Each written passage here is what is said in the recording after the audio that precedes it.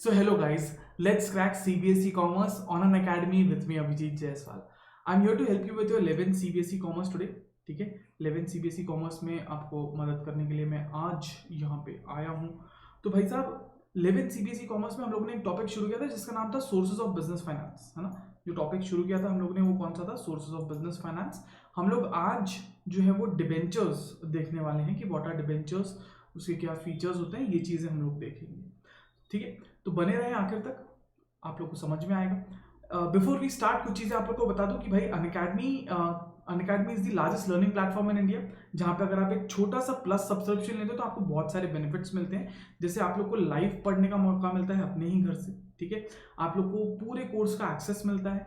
आप लोग को टॉप पे प्लस एजुकेटर्स जो है वो जो प्लस पे जो एजुकेटर्स है वो इंडिया के टॉप एजुकेटर्स है जो पढ़ाते हैं. फिर इसके बाद में पूरा सिलेबस कवर किया जाता है, राइट. डाउट सॉल्विंग सेशंस रहते हैं, रेगुलर टेस्ट सीरीज रहती हैं, पीडीएफ में नोट्स मिलते हैं, आंसर राइटिंग सेशंस हैं एंड मेंटरशिप एंड गाइडेंस. ये सारी चीजें आप लोगों को मिलती हैं. अब भाई अगर आप प्लस की बात करें तो अनअकैडमी पे जो प्लस सब्सक्रिप्शन है उसके साथ में आप लोग को डेली प्रैक्टिस सेशंस मिलते हैं, वीकली मॉक टेस्ट मिलते हैं एंड आप लोग को लाइव क्विज भी मिलता है. अनअकैडमी एक आइकॉनिक सब्सक्रिप्शन, एक नई चीज लेकर आया है जिसमें आपको ज्यादा बेनिफिट्स मिलते हैं. वो है पर्सनल मेंटर्स, मतलब आप टॉप एजुकेटर्स से 1-to-1 गाइडेंस ले सकते हैं. आप लोग को लाइव डाउट सॉल्विंग सेशंस आपके लिए रखे जाते हैं. ठीक है, फिर आपको वीकली रिपोर्ट्स मिलती हैं, पेरेंट कनेक्ट मिलता है, स्टडी प्लानर मिलता है. पेरेंट कनेक्ट मतलब आपके पेरेंट्स हमसे कनेक्ट हो सकते हैं. ठीक है, उनके कुछ कंसर्न्स हैं या आपको लेकर कुछ भी उन लोगों को अगर बात करना है तो वो हमसे कर सकते हैं. स्टडी प्लानर आप लोग को पूरा मंथली रिव्यू आप लोग को मिलता है कि कैसे आपने किया, है ना, आपका प्रोग्रेस क्या था. एंड प्लस के जो बेनिफिट्स हैं वो तो मिलते ही हैं. अब अगर आप देखें तो भाई आइकॉनिक में प्लस के तो सब्सक्रिप्शन हैं, बट ये कुछ एडिशनल आपके बेनिफिट्स हैं जो आपको आइकॉनिक में मिलते हैं. There are many batches going on in plus. ठीक है, साइंस, कॉमर्स, ह्यूमैनिटीज सभी की चल रही है, इंग्लिश हिंदी दोनों में चल रही है, तो आप लोग ये भी देख सकते हैं. हम लोग आपके लिए टेस्ट सीरीज भी लेकर आए हैं, तो आप अगर प्लस पे देखें तो 11th एंड 12th दोनों के लिए आपको प्लस टेस्ट सीरीज भी है. ठीक है, आपको क्रिएटिव कॉर्नर मिलता है प्लस पे, कॉम्प्लीमेंट्री मिलता है जिसमें कि आप वैदिक maths, doodling, public speaking, origami, robotics, poetry, ये सब चीज़ों में आप सीख सकते हैं. ठीक है, अब अगर आपको कोई भी सब्सक्रिप्शन लेना है तो आप प्लस सब्सक्रिप्शन अगर लेने का सोच रहे हैं तो आप 12 मंथ्स का सब्सक्रिप्शन ले सकते हैं 13,500 में. अगर आप 18 मंथ्स का सब्सक्रिप्शन लेना चाहते हैं तो आपको 18,000 में मिल जाएगा. अगर आप 24 मंथ्स का सब्सक्रिप्शन लेना चाहते हैं तो आपको 22,500 में मिल जाएगा, but only after using my code Jeet. ठीक है, JEET, ये आप यूज करेंगे तो ही आपको ये मिलेगा. अगर आप आइकॉनिक सब्सक्रिप्शन लेना चाहते हैं तो आपको 12 मंथ्स का सब्सक्रिप्शन मिल जाएगा कितने में? 25,200. 18 मंथ्स का मिल जाएगा 31,500 एंड 24 मंथ्स का मिल जाएगा 43,200 में. ठीक है, but this too only after using my code Jeet. ठीक है, तो ये चीज आप लोग ध्यान रखें. हम लोग अभी सीधा बढ़ते हैं बेटा किसकी तरफ? हम लोग डिबेंचर्स की तरफ बढ़ते हैं. नाउ अगर हम डिबेंचर्स की बात करें तो बेटा डिबेंचर्स ये जो वर्ड है ये डिराइव हुआ है एक लैटिन वर्ड से. ठीक है, debenture it has been derived from a Latin word debere, है ना. डिबेर का मतलब होता है टू ओ, है ना, समथिंग दैट यू ओ, है ना. डिबेंचर ये एक प्रिंसिपल सोर्स है किसका? Of raising funds, borrowed funds लेने का ये एक प्रिंसिपल सोर्स है. देखो हम लोग पढ़ क्या रहे हैं बेटा? हम लोग पढ़ रहे हैं सोर्सेज ऑफ बिजनेस फाइनेंस की. आप पैसा कहां कहां से ला सकते हो बिजनेस चलाने के लिए, आप पैसा कहां कहां से ला सकते हो, हम वो देख रहे हैं. ठीक है, तो बोरोड फंड्स लेने के लिए ये एक बढ़िया मेजर सोर्स है, राइट, जो कि आपका मीडियम टर्म और लॉन्ग टर्म रिक्वायरमेंट्स को पूरा करता है. ठीक है, अब पिछले कुछ सालों में over the period of time debentures जो है वो एक बहुत इंपॉर्टेंट जगह आपके जो फाइनेंशियल स्ट्रक्चर रहता है उसमें उन्होंने एक डिबेंचर्स ने एक इंपॉर्टेंट प्लेस बना ली है, राइट. अब अगर हम डिबेंचर्स की बात करें तो as per section 2 clause 30 of companies act 2013 debenture उसमें क्या क्या इंक्लूड होगा ये वहां पे दिया है कि the word debenture it will include debenture stocks, ठीक है, बॉन्ड्स या कोई भी ऐसा इंस्ट्रूमेंट जो कि कंपनी का एक डेट है, ऐसा अगर वो एविडेंस करता है कि अगर वो ऐसा जताता है कि भाई कंपनी का फलाना फलाना के ऊपर में डेट है, अगर वो ऐसा कुछ जताता है तो भाई उसे भी हम क्या कहेंगे बच्चा? उसे भी हम डिबेंचर में इंक्लूड करेंगे. ठीक है। अब भाई whether constituting a charge on the assets और नॉट, भाई भले ही वो सिक्योर्ड हो या ना हो, कोई भी ऐसा डॉक्यूमेंट जो कि ये दिखा रहा है कि कंपनी ने लोन लिया है आपसे, है ना, वो एक डेट को एविडेंस करता है, मतलब डेट है ऐसा बताता है, तो उसे भी हम डिविडेंड के तौर पे कंसिडर कर सकते हैं, भले ही वो सिक्योर्ड हो या नहीं, राइट। अब अगर आप फीचर्स ऑफ डिबेंचर्स की बात करें बेटा, तो सबसे पहला फीचर क्या है कि debenture it is a promise. Debenture क्या है बेटा, ये एक प्रॉमिस है, कंपनी आपको प्रॉमिस करती है कि भाई वो मानती है कि वो आपसे कुछ पैसा उधार लिया, उसने आपसे कुछ पैसा उधार लिया है, वो आपको कुछ ओ करती है। The company owes a specific sum of money, जो आपको देना बनता है कंपनी को, ठीक है, कंपनी आपको देगी। ये वो क्या करती है बेटा, ये वो प्रॉमिस करती है कि एक पर्टिकुलर डेट पे आपको इतना इतना पैसा वापस करेगी, तो it is a promise, right. फिर अगर आप देखिए फेस वैल्यू, तो डिबेंचर्स की जो फेस वैल्यू रहती है वो 100 रुपए या मल्टीपल ऑफ 100 रुपए में रहती है, ये चीज ध्यान रखेंगे। फिर इसके बाद में आता है टाइम ऑफ रीपेमेंट, कि भाई आपने जो कंपनी को पैसा दिया है, देखिए आपने कंपनी को पैसा दिया है मतलब लोन दिया है एक तरीके से, और कंपनी ने आपको क्या दिया है बेटा, कंपनी ने आपको डिबेंचर्स दिए हैं। तो ये जो आपने पेमेंट किया है, कंपनी को जो पैसा दिया है और कंपनी ने आपको जो डिबेंचर दिया है, ये आपको पैसा वापस कब मिलेगा, तो भाई साहब ये आपको पैसा वापस मिलेगा कब, ये सब लिखा रहेगा डिबेंचर सर्टिफिकेट पे, कब पैसा वापस मिलेगा, कितना इंटरेस्ट रहेगा, मैच्योरिटी डेट क्या रहेगी, ये सारी चीजें डिबेंचर की सर्टिफिकेट पे या डिबेंचर सर्टिफिकेट पे लिखा होता है, ठीक है। फिर प्रायोरिटी ऑफ रीपेमेंट, पहले आपको पैसा दिया जाएगा, जब भी रीपेमेंट होगा तो पहले आपको पैसा दिया जाएगा, फिर बाकी के लोगों को पैसा दिया जाएगा, पहले आप लोगों को पैसा दिया जाएगा फिर बाकी के लोगों को, ठीक है। फिर इसके बाद में अगर आप देखें तो भाई आपको आता है एश्योरेंस ऑफ रीपेमेंट। भाई डिबेंचर जो है ना, ये लॉन्ग टर्म डेट है ना, और आपको पक्का पैसा वापस मिलेगा, इसकी एश्योरिटी रहती है, आपको यू विल बी रिपेड, इसकी क्या रहती है बच्चा, इसकी एक एश्योरिटी रहती है, एक ड्यू डेट पे कि इस तारीख को आपको पैसा वापस मिल जाएगा, इसकी एश्योरिटी रहती है, ठीक है। अब अगर आप देखें डिबेंचर, तो वो एक तरीके से क्या है बेटा, डिबेंचर ये एक लोन है, तो अगर लोन है तो बच्चा उस पर क्या दिया जाएगा, इंटरेस्ट पे करना रहेगा। तो डिबेंचर्स जो है ना, जब भी आप डिबेंचर्स देते हैं तो उस पर फिक्स्ड रेट पे इंटरेस्ट पे करना पड़ता है पीरियोडिकली ना, हर एक रेगुलर इंटरवल पे आपको डिबेंचर्स पे इंटरेस्ट पे करना पड़ता है। Excuse me. अब ये जो है, ये इररिस्पेक्टिव ऑफ द फैक्ट भले ही कंपनी प्रॉफिट कमा रही है या नहीं कमा रही, आपको डिबेंचर्स पे प्रॉफिट, आपका डिबेंचर्स पे इंटरेस्ट जो है वो देना ही पड़ता है। Excuse me. फिर इसके बाद में नेक्स्ट बोला है भाई कि अथॉरिटी टू इशू डिबेंचर्स किसके पास है, भाई पावर किसके पास है डिबेंचर्स इशू करने का, तो एज पर कंपनीज एक्ट 2013 उसका जो सेक्शन 179 सबसेक्शन 3 है, वो कहता है कि भाई बोर्ड ऑफ डायरेक्टर्स के पास में पावर है डिबेंचर्स इशू करने का।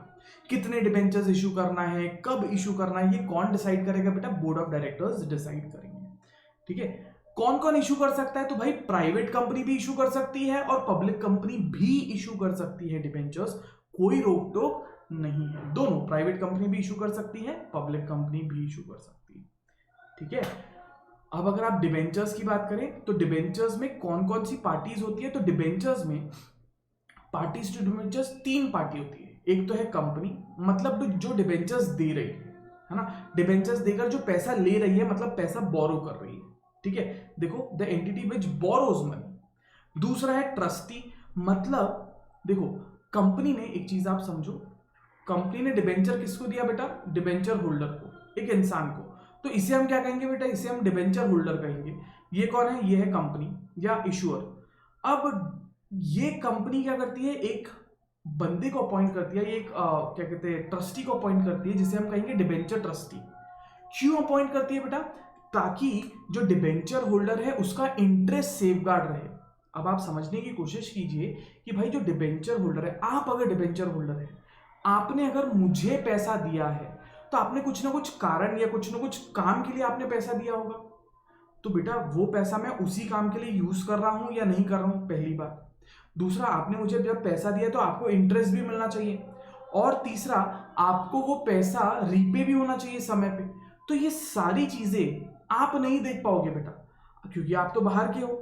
तो कंपनी में एक डिबेंचर ट्रस्टी कंपनी अपॉइंट करती है ये देखने के लिए कि भाई डिबेंचर होल्डर्स का जो इंटरेस्ट है वो कहीं हैम्पर ना हो, डिबेंचर होल्डर्स जो हैं उनके साथ में कुछ भी गलत या कुछ भी अन्याय ना हो, ये देखने के लिए डिबेंचर ट्रस्टी अपॉइंट किया जाता है। कौन अपॉइंट करता है बेटा? कंपनी।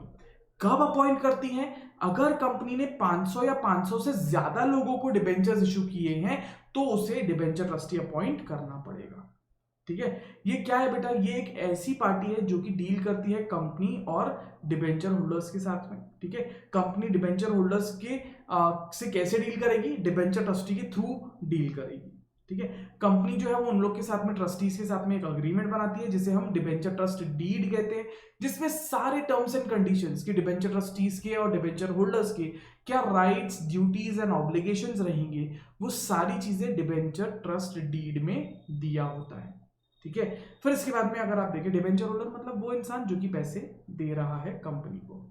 ठीक है, अब डिबेंचर होल्डर का स्टेटस क्या रहता है? तो भाई डिबेंचर होल्डर बेसिकली कौन है? कंपनी का क्रेडिटर है। अगर क्रेडिटर है मतलब उसने कंपनी को लोन दिया है।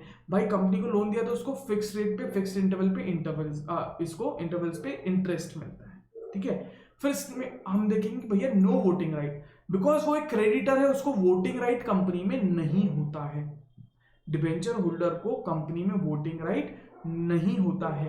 राइट, फिर इसके बाद में सिक्योरिटी, आपकी जो असेट्स है कंपनी के, उसके ऊपर फिक्स्ड या फ्लोटिंग चार्ज रह सकता है कंपनी का, कंपनी के एसेट्स पे डिबेंचर होल्डर्स का। ठीक है, तो ये कुछ फीचर्स हो गए भाई, ये सब क्या हो गया बेटा? कुछ फीचर्स हो गए। राइट, अब अगर हम टाइप्स ऑफ डिबेंचर्स देखें तो यार टाइप्स ऑफ डिबेंचर्स में सिक्योरिटी के बेसिस पे अगर आप देखते हैं तो एक रहेगा सिक्योर्ड डिबेंचर और दूसरा रहेगा अनसिक्योर्ड डिबेंचर। अभी आपको सिर्फ सिक्योर्ड डिबेंचर इशू करना है, अनसिक्योर्ड डिबेंचर्स आप इशू नहीं कर सकते। ठीक, कंपनीज एक्ट मना करता है। अब भाई on the basis of transfer एक है रजिस्टर्ड डिबेंचर, मतलब आपका नाम लिखा रहेगा वो डिबेंचर के अगेंस्ट। ठीक है, अगर आपको ट्रांसफर करना है तो आपको प्रॉपर ट्रांसफर डीड फिल करना पड़ेगा और फिर ही आप ट्रांसफर कर पाएंगे, अदरवाइज नहीं कर पाएंगे। बेयर डिबेंचर मतलब जिसके पास में वो डिबेंचर है वो उसको सिर्फ ट्रांसफर कर दिया आपने, एक बंदे से दूसरे बंदे को चला गया तो वो उसका हो गया, कोई फॉर्म भरने की जरूरत नहीं है, कोई फॉर्मेलिटी करने की जरूरत नहीं है। ये कौन सा है? Bearer debenture. फिर रीपेमेंट के बेसिस पे एक तो है रिडीमेबल, दूसरा है इरिडीमेबल। रिडीमेबल का मतलब क्या है कि मैं अगर कंपनी हूं, आप डिबेंचर होल्डर हो, मैंने आपको डिबेंचर दिया, कुछ समय के बाद में वो डिबेंचर मैं वापस ले लूंगा और आपको आपके पैसे वापस दे दूंगा। देखो पहला ट्रांजैक्शन क्या हुआ, आपसे मैंने डिबेंचर लिया और आपसे मैंने पैसे लिया और आपको मैंने डिबेंचर दिया, ये ट्रांजैक्शन। बट रिडीमेबल का मतलब क्या है कि वो डिबेंचर आपसे कुछ टाइम बाद मैं वापस ले लूंगा और आपके पैसे आपको वापस कर दूंगा। ठीक है, ये क्या है? ये रिडीमेबल है। इरिडीमेबल मतलब आपने मुझे पैसा दिया, मैं आपको वो डिबेंचर कभी भी वापस नहीं लूंगा, बस जिंदगी भर आपको जब तक कंपनी है तब तक इंटरेस्ट पे करते रहूंगा। ठीक है, कन्वर्टेबल डिबेंचर का मतलब क्या है? ऐसे डिबेंचर जो कि आगे जाके दूसरी सिक्योरिटी मतलब इक्विटी शेयर में कन्वर्ट हो जाते हैं। नॉन कन्वर्टेबल मतलब जो कि कभी भी कन्वर्ट नहीं होते। तो ये कुछ टाइप्स है डिबेंचर्स के। राइट, फिर इसके बाद में मेरिट्स और लिमिटेशंस देख लेते हैं। डिबेंचर्स के मेरिट्स क्या है बेटा? सबसे पहला ये वो इन्वेस्टर्स इसे प्रेफर करते हैं जिन्हें फिक्स्ड इनकम चाहिए, है ना, जिनको कम रिस्क चाहिए, फिक्स्ड इनकम चाहिए, तो वो लोग इसमें इन्वेस्ट करेंगे। डिबेंचर्स जो है ना बेटा, ये फिक्स्ड चार्ज है कंपनी का, एक्सक्यूज मी, ये फिक्स्ड चार्ज है कंपनी का, तो they do not participate in profits of the company. ये प्रॉफिट्स से इनका कुछ लेना देना नहीं है, ये कंपनी का खर्चा है जो आपको करना ही पड़ता है।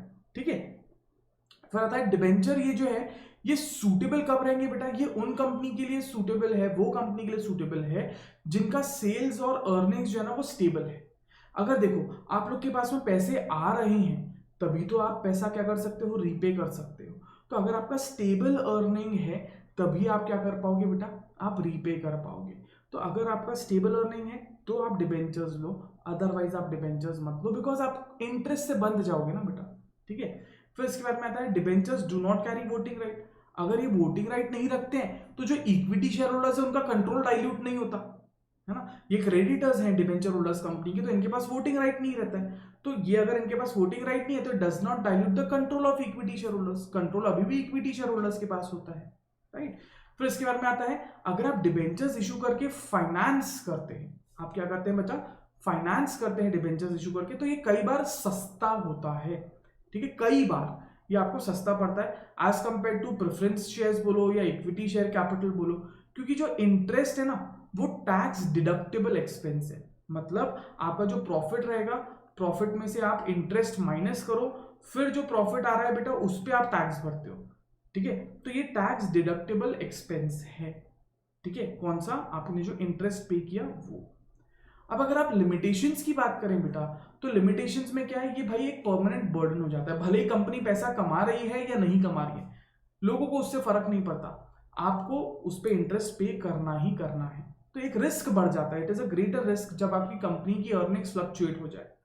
फिर अगर आपके रिडीमेबल डिबेंचर्स हैं तो आपको उसके लिए अलग से प्रोविजन करना पड़ता है, ठीक है। भले ही कंपनी अगर डिफिकल्ट टाइम में चल रही है उससे कोई फर्क नहीं पड़ता, आपको क्या करना पड़ेगा, उसके लिए प्रोविजंस करना पड़ेगा, राइट। एंड आप लोगों को उस चीज के लिए जो डिबेंचर्स हैं, रिडीमेबल डिबेंचर्स रखने के लिए अलग से पैसा रखना पड़ेगा। यार ये बड़ा डिफिकल्ट है, ये हर बार पॉसिबल नहीं होता है, तो यार बट वो करना पड़ता है ना, तो ये आपके लिए थोड़ा सा डिफिकल्ट हो जाता है, मुश्किल देता है, ठीक है, क्योंकि डिबेंचर्स वापस लेने हैं, पैसा देना पड़ेगा, डिफिकल्ट है। Now her company, each company has certain borrowing capacity, आपकी खुद की एक क्या रहेगी बेटा, बोरोइंग कैपेसिटी रहेगी। अब आपने अगर डिबेंचर्स देखिए ऑलरेडी पैसा लिया है, मतलब लोन लिया है, तो भाई वो बोरोइंग कैपेसिटी आपकी क्या हो जाती है, कम हो जाती है। उधार लेने की क्षमता होती है ना, कितना भी उधार थोड़ी ले सकते हैं, तो यार वो बोरोइंग कैपेसिटी, अगर आपने ऑलरेडी डिबेंचर्स इशू कर दिया है तो आपकी बोरोइंग कैपेसिटी उतने से कम हो जाती है। तो this was all about debentures. हम लोग ने फटाक से रिवाइज किया कि डिबेंचर क्या होता है, डिबेंचर के फीचर्स क्या है ना, उसके कितने टाइप्स हैं, मेरिट्स क्या है, लिमिटेशंस क्या है, ये फटाफट हम लोगों ने रिवाइज किया।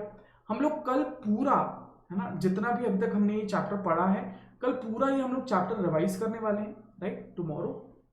कल इसका पूरा कुछ डाउट्स रहे आपको तो कल आप लोग डाउट्स पूछ लीजिएगा, एंड हम लोग पूरा ये चैप्टर जो है वो कल रिवाइज करेंगे। This is a recorded lecture, ये लाइव वाला नहीं है बच्चा, ये रिकॉर्डेड है। आप लोग के कोई भी डाउट्स रहे तो आप लोग कमेंट में छोड़ सकते हैं, या तो फिर आप लोग कल मुझसे लाइव क्लास में भी पूछ सकते हैं, ठीक है। So that was all for today, हम लोग आज यहीं पे रुकेंगे। Thank you so much for staying with me. अगर आप लोग को अच्छा लगा है ये वीडियो तो प्लीज इसे लाइक कीजिए, अपने दोस्तों के साथ में शेयर कीजिए, and don't forget to subscribe to our channel. Bell icon याद से हिट कीजिएगा बेटा, बिकॉज मैं ही नहीं, मेरे जैसे बहुत अच्छे, मुझसे भी अच्छा पढ़ाने वाले लोग जो इस चैनल पे हैं, उनके वीडियोस के नोटिफिकेशंस आपको मिलते जाएंगे। तो don't forget to hit the bell icon, right, bell icon hit कीजिए। And if you are planning to take any subscription on Unacademy, don't forget to use my code Jeet, ठीक है। So I will see you guys tomorrow. Thank you so much, God bless you all, bye bye.